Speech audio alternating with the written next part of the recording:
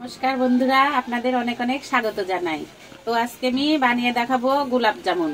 তো কিভাবে গোলাপ জামুন বানাই তোমরা দেখো। এই যে সুজিটা আমি একটু ভেজে নেব। এখানে ঘি দিয়ে দেবো 2 চামচ।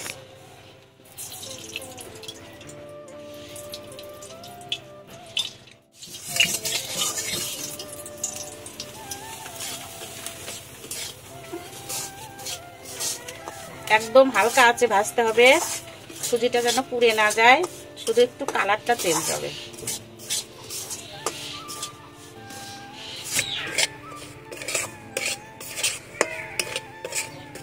দেখুন বন্ধুরা, কালারটা চেঞ্জ হয়ে গেছে। এখন আমি সুজির মধ্যে অল্প অল্প দুধ দিয়ে একটা ডো তৈরি করে নেব।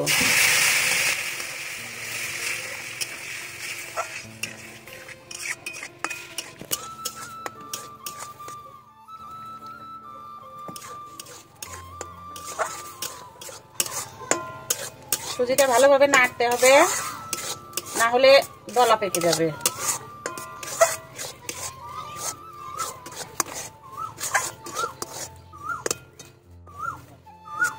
এখন এর মধ্যে আর একটু ঘি দিয়ে দেবো।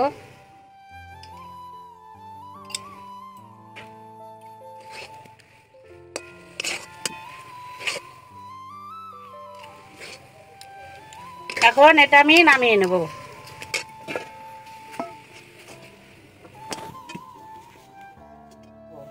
তো একটু শক্ত শক্ত হয়েছে, একটু দুধ দিব।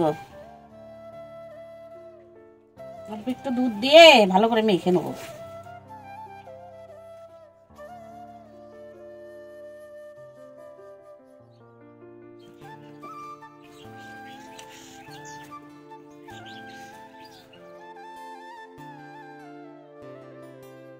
এখানে গুঁড়ো দুধ দিয়ে দেবো 2 চামচ।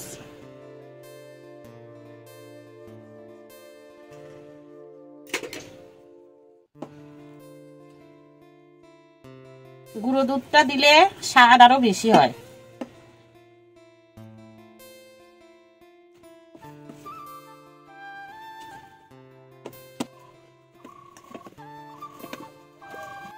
তো এখানে 1 বাটি চিনি দেবো শিরাটা তৈরি করার জন্য। 1 বাটি চিনি দিয়ে দেবো 2 বাটি জল।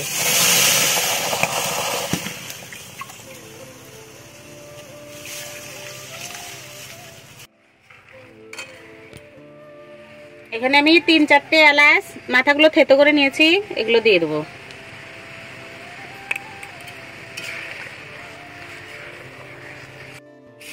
আর সামান্য একটু ফুড কালার।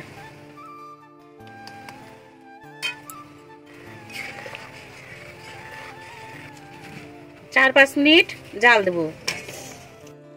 শিরাটা তৈরি হয়ে গেছে, এখন ঢেলে নেব।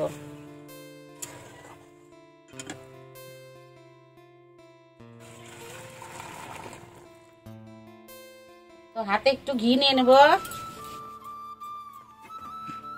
এখন এগুলো ছোট ছোট করে গোলাপ জামুনের আকারে বানিয়ে নেব। এইভাবে বানাবো।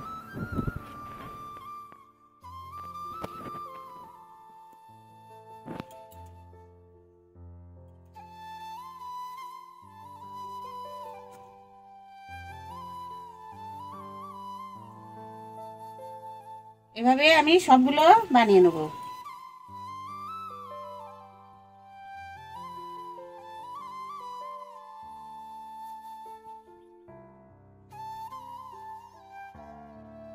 এখন কড়াই গরম হয়ে গেছে, কড়াইয়ে তেল দিয়ে দেবো।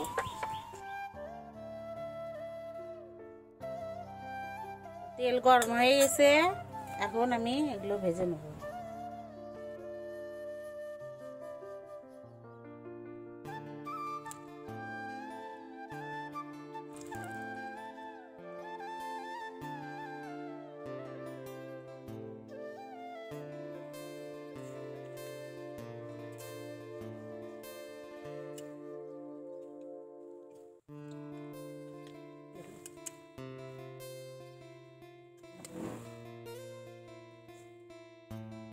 আস্তে আস্তে জাল দিতে হবে আর ভাজতে হবে, তা না হলে উপরে পুড়ে যাবে আর ভিতরে কাঁচা থাকবে। তো এগুলো ভাজা হয়ে গেছে, এখন তুলে রসে দিয়ে দেবো। এই যে রসের মধ্যে একবারে দিয়ে দেবো।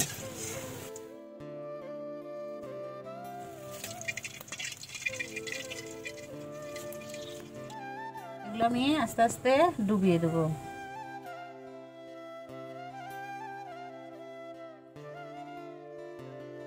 এর ভিতরে যখন রস ভরে যাবে তখন এগুলো সব ডুবে যাবে। এবার এগুলো দিয়ে দেবো।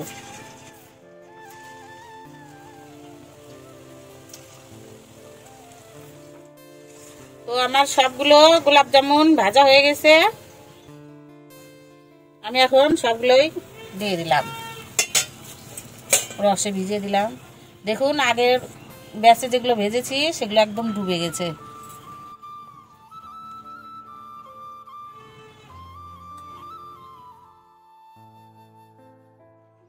তো বন্ধুরা দেখলেন কিভাবে গোলাপ জামুন বানালাম, এভাবেই আপনারা বাড়িতে বানাবেন।